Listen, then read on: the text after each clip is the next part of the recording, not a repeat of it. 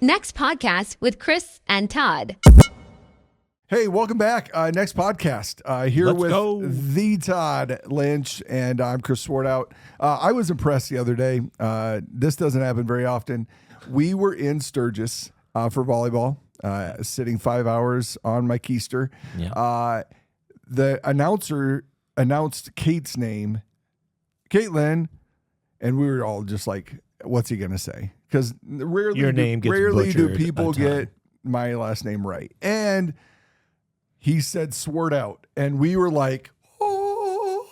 It was amazing. There was no hesitation in his voice, and he nailed it. And my dad looked at me, he's like, "Somebody said her name right." It was like a real proud moment for my dad. Like, hey, Who is this guy? I love him. Let's hire him all the time. The sword outs are here, everyone. No, anyway. Next podcast. So we're glad that you're here with us. Hopefully you've been tuning in. It's fun to hear people. I don't know if you have people come up to you like, "Hey," or text you. I guess people don't come up, "I love your podcast. It's so great."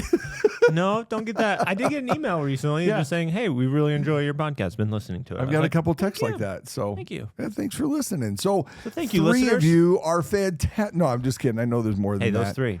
But yeah, we cherish you. And so, we are diving into a couple things today. Just this idea of, family relationship with God, and just kind of breaking that down with the idea of barriers and kind of barriers to growing in our relationship to God. And I think you said it best, like within that relationship with God, there are different, for lack of a better term, quadrants. There are better areas of our life, and that really, sometimes can be barriers that we need to push past or we need to work through so that we can have, I always go back to John 10:10, like, "I came to give you life and life to the full."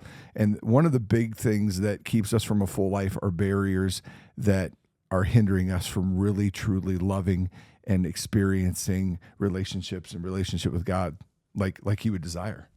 I think when you think of barriers, and we'll kind of cover two areas like Chris is alluding to here, like you got barriers of like that keep you from being able to connect with God, and then you got barriers that sometimes call them the roles that God's given you, and doing those well. And so some of this can be spiritual warfare, but some of it also is just barriers that we put in the way ourselves. Yeah. Oh, absolutely. And so we'll start with like barriers when it comes to our relationship with God. I think number one is usually the barrier of just making time for God. Yeah, absolutely. Like I've met with a lot of people, and when they start making time for God, the relationship dynamic with God starts to change dramatically. And let me say, all of them are busy. Yes. All of them are trying to navigate life. We're all there. But until you're willing to put connecting with Jesus above all the other roles that he's given you, then that becomes one of the healthiest things you can do. And so I always remind people, hey, I'll put it myself, you were Todd before you ever got the role of husband, father, pastor, any role I put in there that God's given me. And so that's why I got to make sure, my relationship, because I'm his child, that is number one.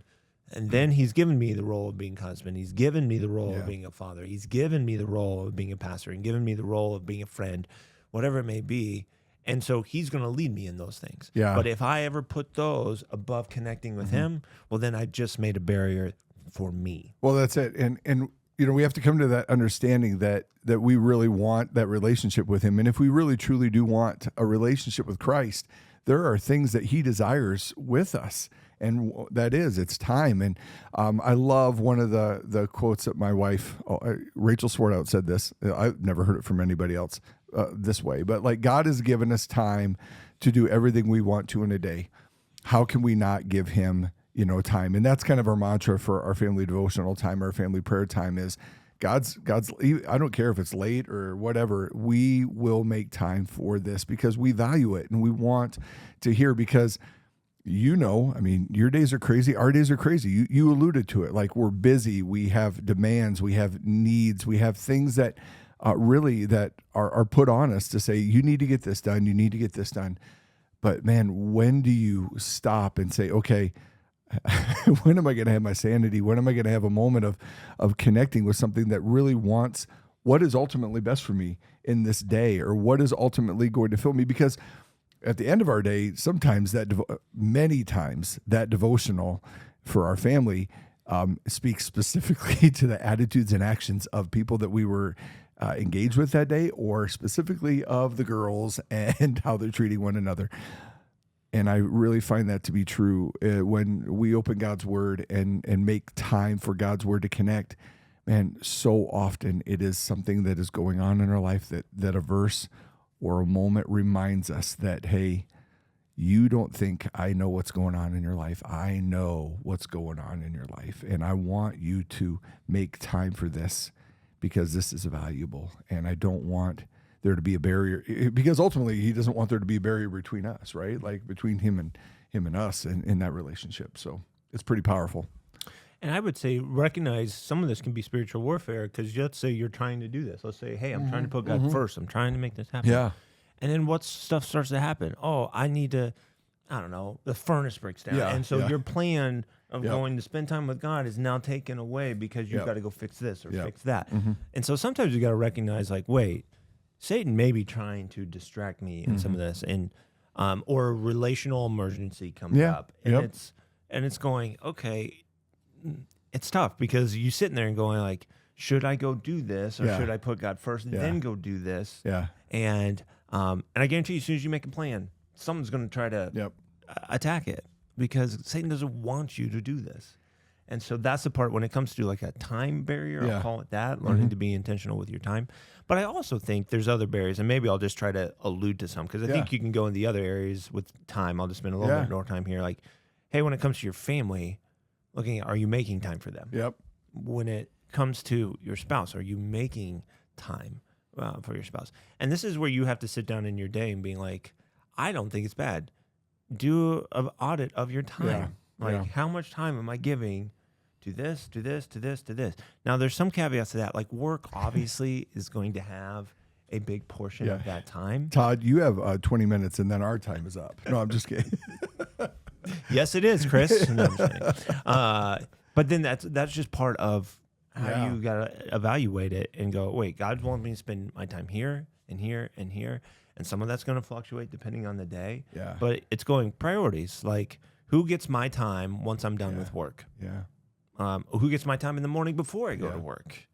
And so then you're going, and who gets time on the weekends? And what does that look like? Because we do talk about that, right? We talk about the value of time, and the reality of where you're putting your time and that energy really shows the value of, like, okay, well, man, I see him or I see her spending time with that person. Man, that must be somebody valuable to them. That must be somebody that they really care about. And you want, man, husbands, you want that said of you about your wife. You want wives, you want that said to you about your husbands. Like, wow, you see there, I saw them out in public, or I mean, that just sounds really weird. Like paparazzi. Anyway, whatever. That's just the way my brain works, right? But you do, like, that value. Time is valuable, and we only get, I mean, certain amount of time. What was it? Was it you the other day in the message the other day was talking about just time, and when we were talking about eternity and the end times, and just, you know, one thought that kept going through my mind when you were talking about that was like God's intentionality in the time that we're given in this time that we have left. But God existed before that, and God will exist long after that. We'll be with him for eternity. And the reality of the scope of this time here on earth is just so small compared to eternity.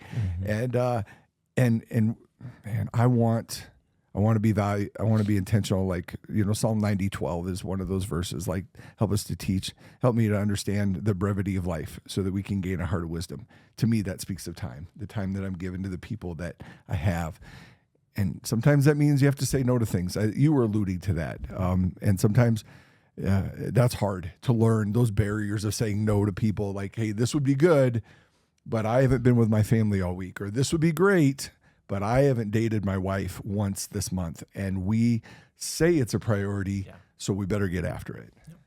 I think hitting another barrier, I think you got to talk about money a little bit. Like, once again, if money becomes one of those things where you're like, well, I'm not going to give to that, or I'm not going to give to making my marriage better, or I'm not going to give to make my family better, and not even for yourself, not giving to make you.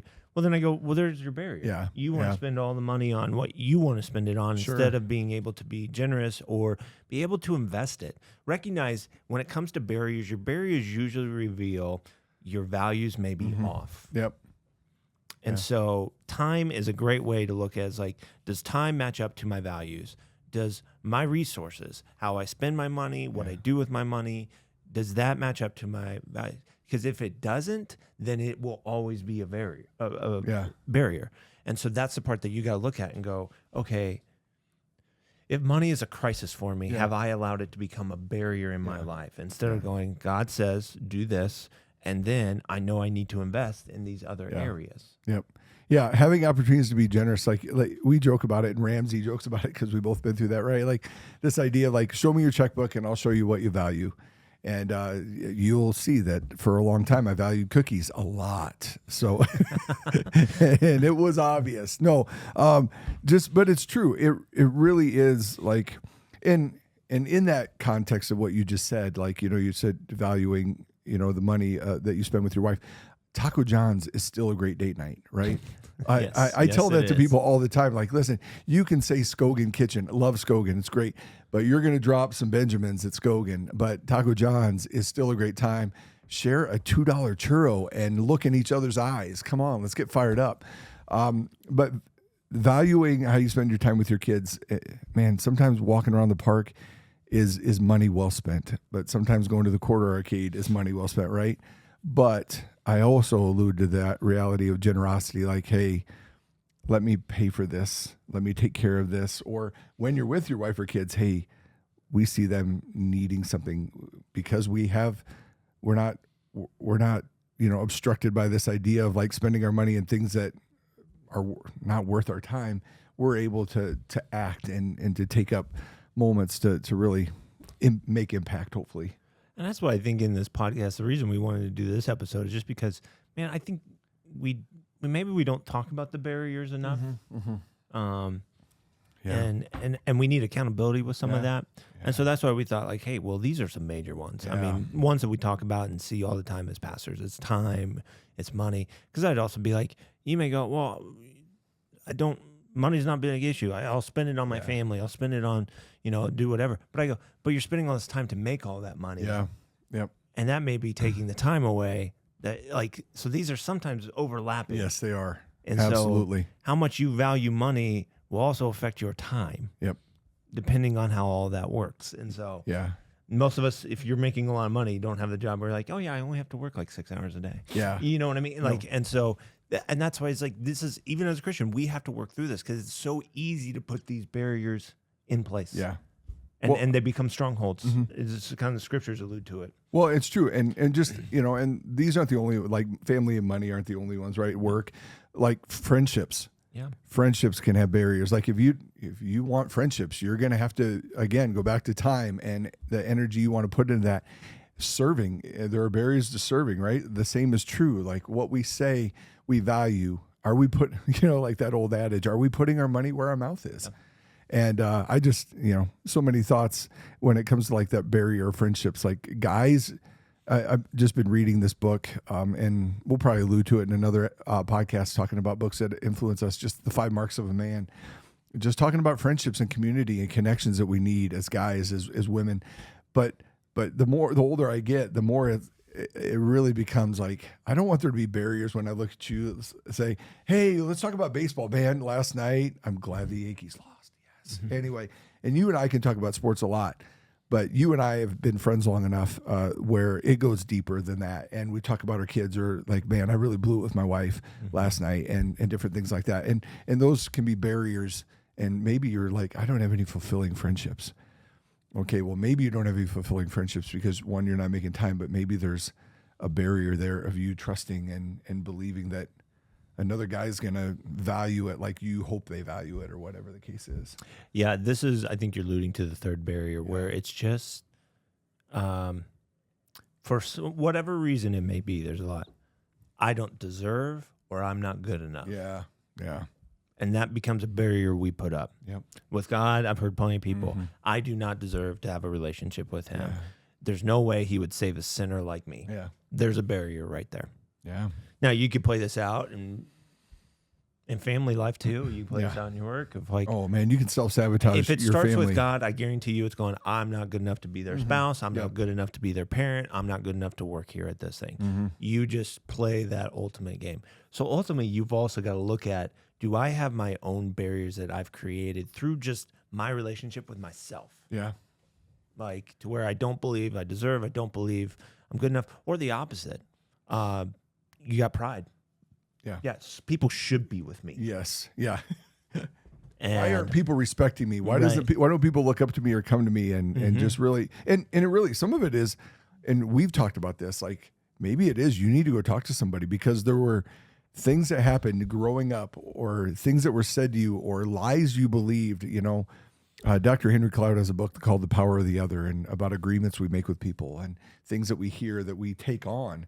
John Acuff has soundtracks, like the things that we play in our head when we hear stuff. The lies we tell ourselves. The lies we tell ourselves and the lies that we begin to believe. And if we're not careful, those lies begin to take up residency. And then, like you started with, the enemy will the word talks about don't give the enemy a foothold. And that foothold will grow into a nice stronghold platform for somebody to set up camp on and begin to consistently, like you're saying, consistently work its way into the conversation every time. And you'll find yourself saying and believing things that aren't even true, but because you've allowed these barriers to take up residence and become strongholds, you begin to sabotage those things in your life that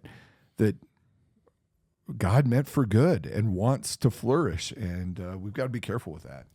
That's the part I think with barrier conversation, it goes, there's a reason it became a barrier. Like most people don't wake up one morning and go, I have a barrier now. I see it in couples all the time. Yeah. Like, hey, marriage started off great. Yep.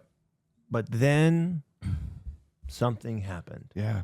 And we never dealt with it. And 10 years later, now it is this massive brick wall that's about 6 feet deep, and we have no idea how to break through it.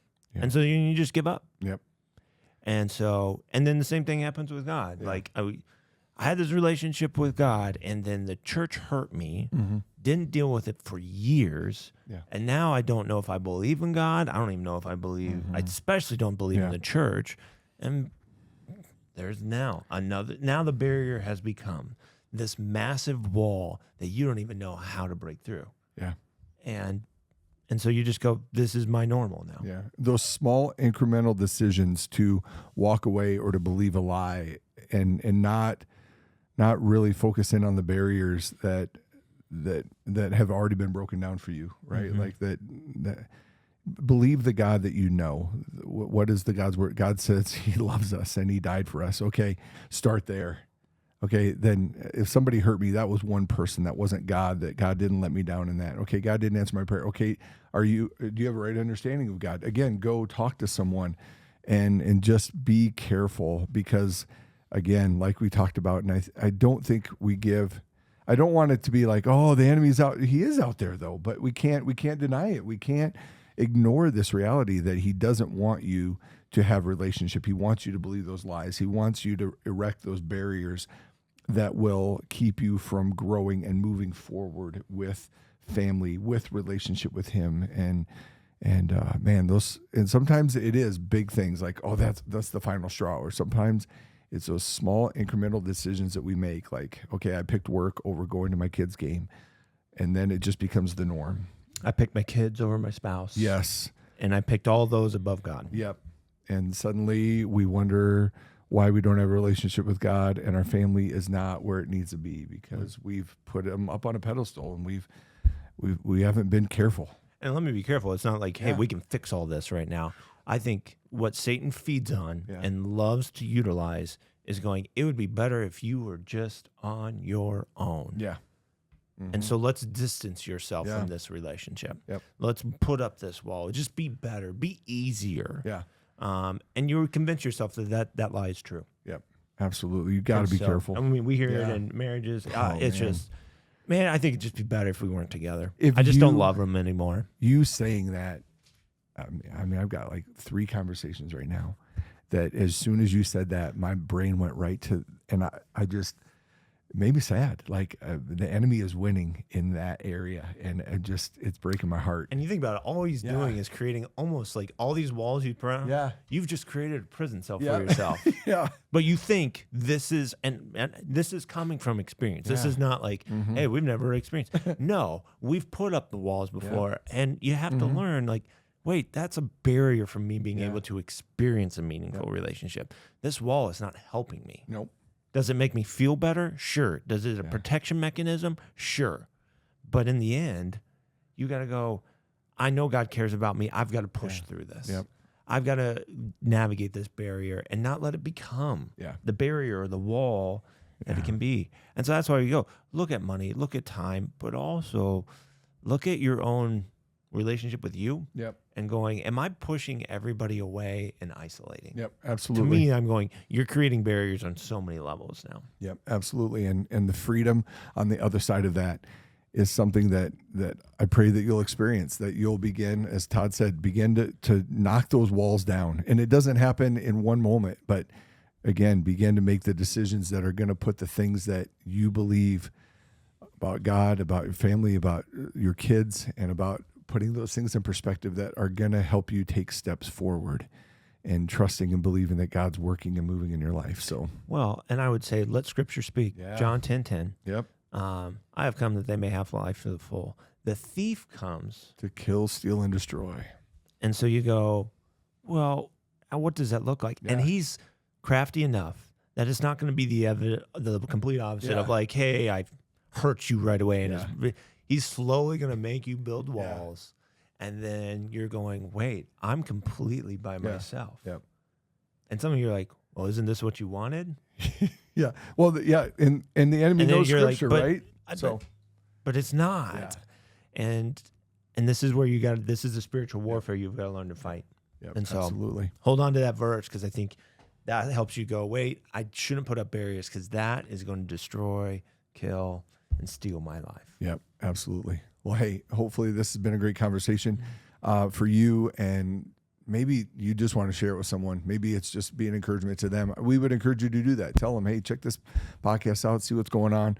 But we love spending time with you, and we look forward to checking in next time. I did have one thought before you go. Is this?